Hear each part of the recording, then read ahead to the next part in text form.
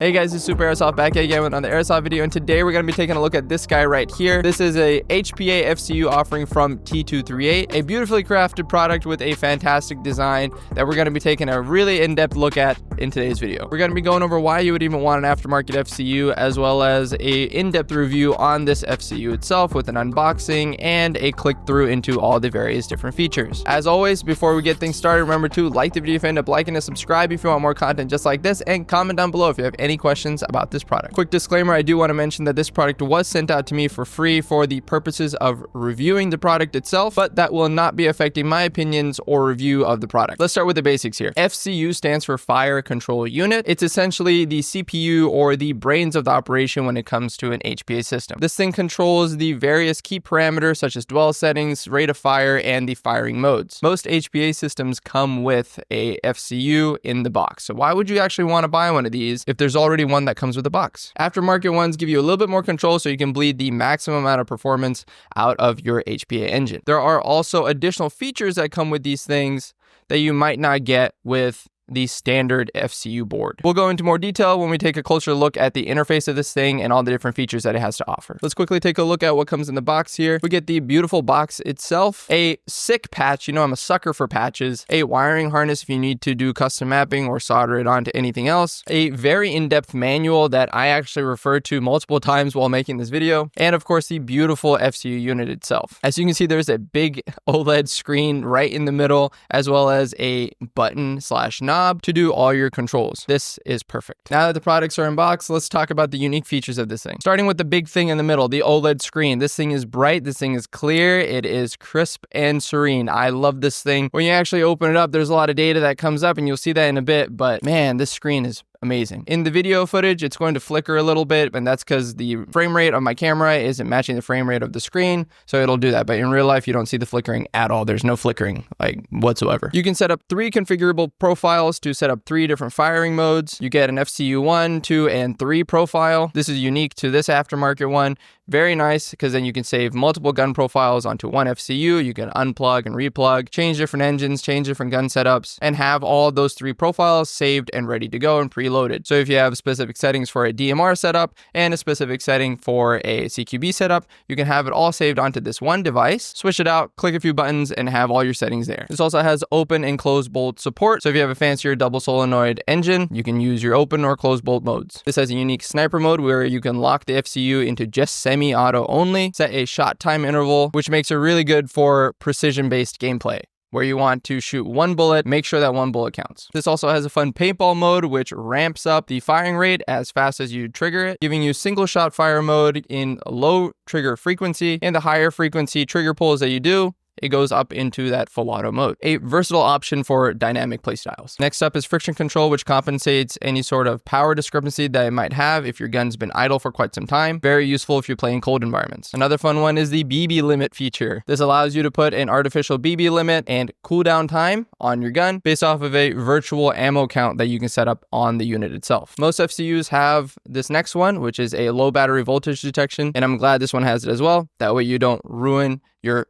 battery. Last one here that we're going to talk about is the auto shutdown feature. This goes into sleep, a sort of hibernation mode. That way when you do pick up your gun and start triggering the gun to start shooting, it will wake up immediately, skipping all sorts of loading features and just get you up and running. It saves battery, it saves the life of the FCU itself, and saves you time, not having to go into the gun, unplug it after a game or 2 because you decided to take a rest on a game. Enough talk about the features, let's take a look at it. Plugging in the battery, it's not going to turn on until you click in the button or get some sort of trigger input from your trigger. Clicking in the button, it's going to go through that startup screen, which is pretty cool. Going to choose the selected FCU automatically and then put us into its main menu. On the top left, it'll show us the time that it's been on. It'll show the battery and the voltage of the battery that's connected, show us how many shots has been fired so far since the battery has been turned on, the FCU profile, as well as the RPS and the mode that we are in currently. I don't have my gun connected to it right now, but I guess as a default, it just starts off in semi. Clicking into the button here puts us into our FCU settings here, and we're going to start with the first icon here. This is set up, and if I click into it, I get to go into the FCU settings. I can choose between FCU 1 profile, 2, or 3 profile, and there's up to 3 profiles that you can save, and you can change their settings down below here. Moving down, the first option is the engine type. So clicking into it will allow us to change the engine from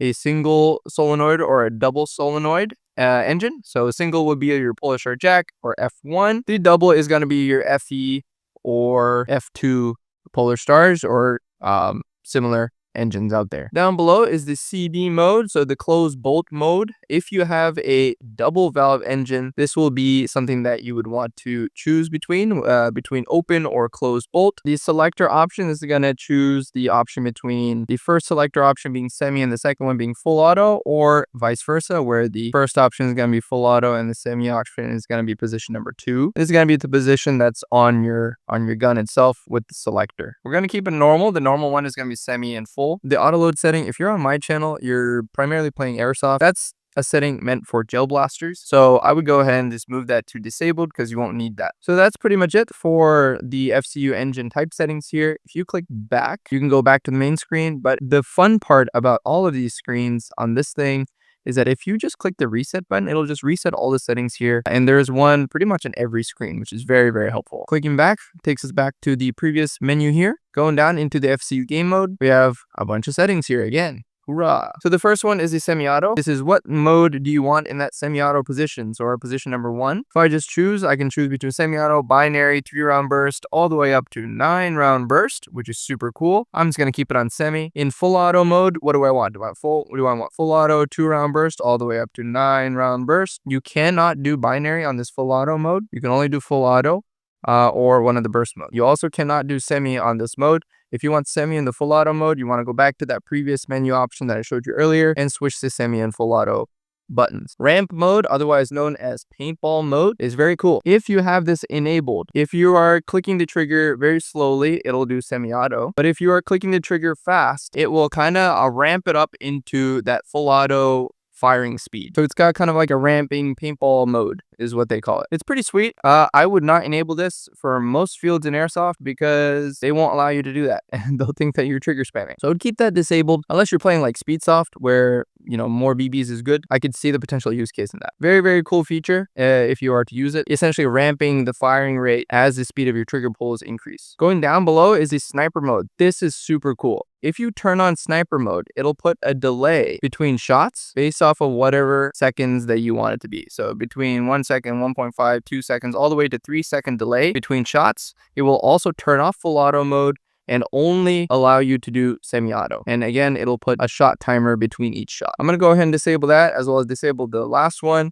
And then click back to go back to our main screen here. FCU performance. This is where all of you would probably want to go into to change all your settings and tune. FCU performance, clicking into it, I can set the performance of the semi and the full auto modes. Clicking into semi, since I have the dual solenoid option enabled, I can change the poppet dwell, poppet delay, as well as the nozzle dwell and nozzle delay. The dwell goes up to 200 milliseconds, which is pretty cool. And the poppet delay goes up to 100 milliseconds. Same thing for the nozzle dwell, it goes all the way up to 100 milliseconds, and the nozzle delay goes all the way up to 100 as well. So you can really fine tune your poppet dwell and nozzle dwell if you have double solenoid. So for those of you guys who are not familiar with the terms here, poppet dwell indicates how many milliseconds the poppet solenoid will remain activated, and the poppet delay indicates how many milliseconds the poppet solenoid will remain deactivated. So those of you who like to tune things, that's a very great additional setting if you want to add a delay to it, as well as really get fine-tuned into your dwell settings. You can do these same setting options if you go into auto. You can do the same thing where you can set the poppet dwell and delay and the nozzle dwell and delay. But this time, since it's in full auto, by adjusting these numbers, you can see how it affects the RPS down below. The higher number for dwell, of course, means that I'm giving it more time for the air to be released, and the higher number of delay, also giving it more time delay between shots and between reactivation. Clicking back, I can go down into friction. Friction is a very interesting setting. I think it's potentially very, very useful, especially if you run around in very cold environments where it might require additional air or additional time of air when picking up the gun after leaving it idle for quite some time. So the timer sets the idle time. So let's say if I set it to about 60 seconds. So if my gun is idle for 60 seconds without a single shot and I set the value up to 3 milliseconds, it gives my Pop-It Dwell an increase of about 3 milliseconds, which is pretty useful, again, especially if you're playing in colder environments and it needs that little gust of additional air to make sure it functions as if it didn't just sit there and kind of cool down for quite some time. Down here is the BB limit one. This is fun if you want to limit the amount of BBs that you got. This gives you kind of that like more realism approach to it. So if you turn this BB limit on and then you put a value, let's say I want to put a limit of 52 BBs. So after 52 BBs get shot, it puts a 2-second countdown before the next time you can start firing. So I can fire 52 bullets really quick in rapid succession. Once I hit 52 and shoot that 50-second BB out, or it registers that there's a 50-second BB or a switch that got clicked, it will put a 2-second timer until you can start that 52 more BB counter. So if you put it to 30 and you put it on, you have like 30 round mags, you'll notice that your mag is empty once you realize that there's a 2-second timer on it. Kind of fun feature if you want more realism. I'm going to switch it off because I don't really want that. Of course, we have our handy dandy reset feature here if I wanted to just reset everything. And then clicking back again, because we're done with that setup screen here, we can go down into record or record. This shows us the amount of time that this FCU has been turned on for and the lifetime shots that it's had. So far it's at 66. I haven't really run a game with it. I've just done some testing with it. Right now it's at 66. Clicking back puts us back here.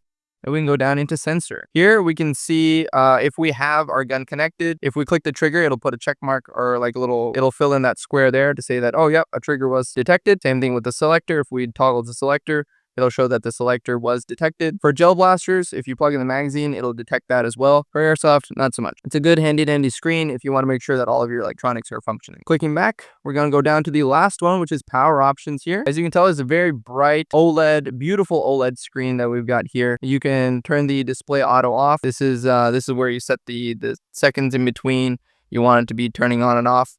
This is why, like, if I just leave it idle for a little bit, the screen keeps turning off. Goes up to 30 seconds. ABT is like within just a matter of seconds. So it'll just turn off. See, brightness, of course, is setting up the brightness. If I just toggle it all the way up, you see how bright it can get. It can get really bright. I put it on the lowest setting. That way you guys can actually see. Beautiful OLED display, very crisp. The flickering that you see on the screen here, you don't see that in real life. That's just because my shutter speed is at a different rate than the OLED shutter speed or the OLED speed. Auto shutdown. So if you want the gun to shut down given a certain time. Very, very useful. If it doesn't detect a trigger pull or some sort of selector or some sort of input at all for about 60 minutes, as I have it set up here, it will go ahead and go into sleep mode. And then the next time you press your trigger and it detects something in sleep mode, it'll wake up, skipping that little animation as well, like the T238 animation and everything, and immediately get you up and running again. This saves your battery. This saves the FCU's power on time. Speaking of saving battery, the battery UVP setting, this is to detect if the battery is running low. It prevents your HPA battery from being overdrained. Those of you guys who know more about LiPo batteries, if it gets down to too low of a voltage, it can pull the voltage down to a point where it's not recoverable and you will have to just throw away the battery. Having that turned on, very, very important. All these settings you can set up based on a FCU profile as well. So if I go up into here and change FCU2 profile, I can set up a profile for that. And same thing for FCU3. So if I have 3 different guns and I just use this one FCU for 3 different guns with 3 different like settings and power-ups and whatever, I can just unplug this FC unit, put it into the other one, and it'll be up and running. I personally love this screen so much. It gives me so much information about the gun, about the settings that I have, all of this cool information here. All right, now that you've taken a look at it, what do you guys think? I have a few thoughts. Overall, I really like it, especially given the price. It comes in at a very affordable price point compared to some of the other offerings that might be out there in the FCU marketplace. It is a bit bigger and bulkier than the Polarstar FCU that came with my gun and one that I'm used to using. But when it comes to like 10 grams, like that's not noticeable at all, and I could easily accommodate for it. The doubled size is to compensate for that beautiful OLED display as well as the abundance of features that it does come with. But there are some trade-offs, as well as areas where the system can improve. As you can tell from the footage, my screen kept timing out in the beginning, and even after turning it down into that 30-second timer, which is the maximum time interval that it has for screen timeout, it would still turn off pretty often while I'm tinkering around with it. I would have wished for something along the lines of like a minute or like a 2-minute screen timeout. That would have been much more beneficial and less annoying. This next one is a big one. There's no direct RPS setting. In the Polarstar FCU, you can go in and directly increase the RPS. The only way to increase or decrease the RPS on this is to actually mess with the dwell settings. Granted, it does give you a very nice prediction of the RPS that you have, but you can't directly set the RPS to a specific value. Of course, without messing the dwell settings and stuff, like I said. It's not as user-friendly, but for those people who are a little bit more techie, you can see the RPS that you can get based off of the dwell settings that you put in. Next thing here is just a personal gripe of mine. The battery connector on the back for the Polarstar FCU is a lead that comes out of the FCU itself. I like that lead because then I could bend it and twist it and put the battery in the way I want it to and kind of keep this in a fixed spot within my stock. But the fact that the connector is directly on the back of this FCU means I have to take this out, plug it into the battery, and then put it back in. It's kind of a personal gripe. I think the extended lead that comes out of an FCU is pretty useful compared to it being directly on the back of the FCU. Last one here is the Bluetooth functionality. Now, this is more of a wish list item. I wish there was Bluetooth functionality on this. That way you can control it with a phone app. That's always fun to see, but a Bluetooth app or a Bluetooth functionality would really elevate this product. Now, none of these things are like serious drawbacks, like not at all. Like I very much like this product and will be running this product because it is 100% a step up from your standard Polarstar FCU. The customizable profiles, the features that it come with, as well as the clear and crisp OLED display and easy to navigate menus make it a must buy, especially given the price point. But yeah, that's my review of the T238 HPA FCU. If you're looking for an aftermarket FCU that won't break the bank but has a ton of options and customization features, this is the option to go. Check it out in the description below. Comment down below if you have any questions on it. Do you think it's worth upgrading your HPA FCU? Comment down below. Other than that, like the video if you end up liking it, subscribe if you want more content just like this, and I'll see you in the next one.